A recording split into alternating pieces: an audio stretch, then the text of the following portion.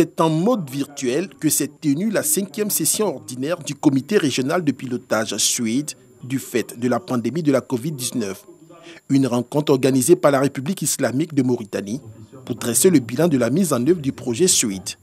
Malgré les défis sécuritaires et sanitaires dus à la Covid-19, les performances sont édifiantes. Nous nous réunissons aujourd'hui pour analyser de façon objective et constructive le progrès réalisé dans la mise en œuvre de la phase 1 du projet SWID et tirer les enseignements qui devront guider nos actions dans les années à venir pour les phases 2 et 3 programmées avec nos partenaires que sont la Banque mondiale, l'UNFPA, l'OAS et l'Union africaine. Présidente du comité régional de pilotage du projet SWID depuis 2019, la ministre Mariatou Koné a entrepris des actions pour l'autonomisation des femmes et des filles du pays. Sous la coordination stratégique du comité régional de pilotage, les actions mises en œuvre ont permis d'obtenir des résultats significatifs.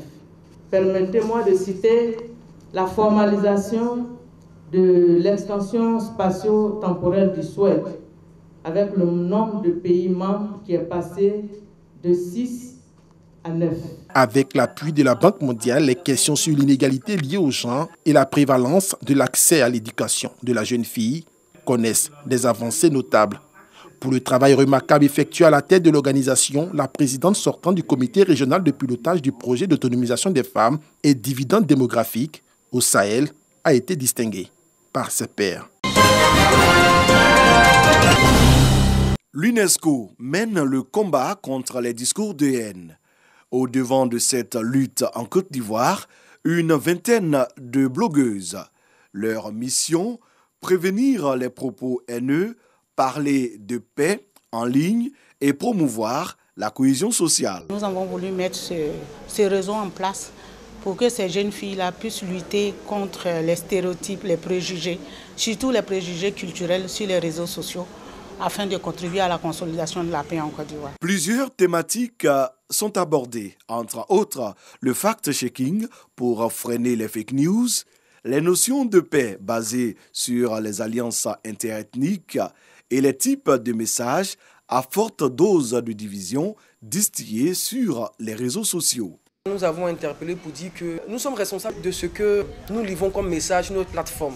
Parce que lorsque le message est lancé, il est interprété. Donc nous devons faire attention, nous devons voir la nécessité de donner l'information. Au terme de cette formation, ces blogueuses vont identifier et mettre en œuvre des programmes de sensibilisation. Ce projet, intitulé « Les jeunes comme moteur de prévention des discours de haine et des conflits sociopolitiques et communautaires », est une initiative du système des Nations Unies à travers le PNUD, l'UNESCO et l'UNICEF. Il est financé par le Fonds des Nations Unies pour la consolidation de la paix.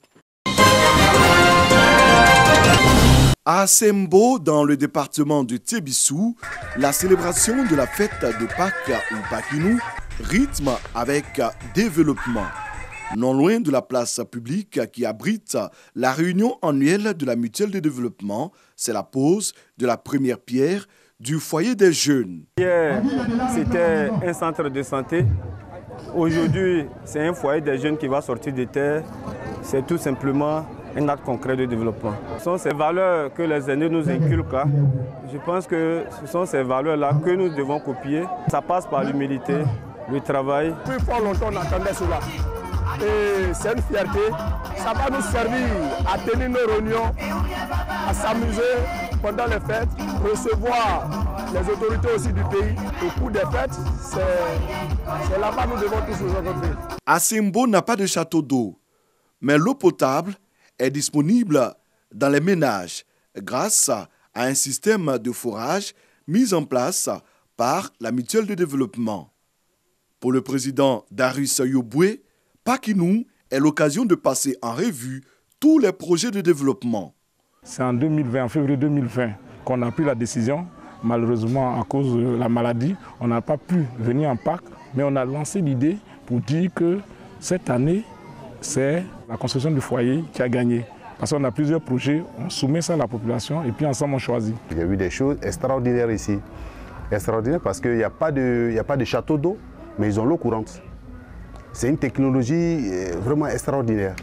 Et tu vas te laver dans ceux qui ont la possibilité de mettre ça chez eux. Et ça ne coûte pas cher. Ils ont mis de l'eau et vous allez vous ouvrir les robinets comme à Abidjan. Vous lavez. Au-delà du développement, Pakinou Asembo garde son caractère festif.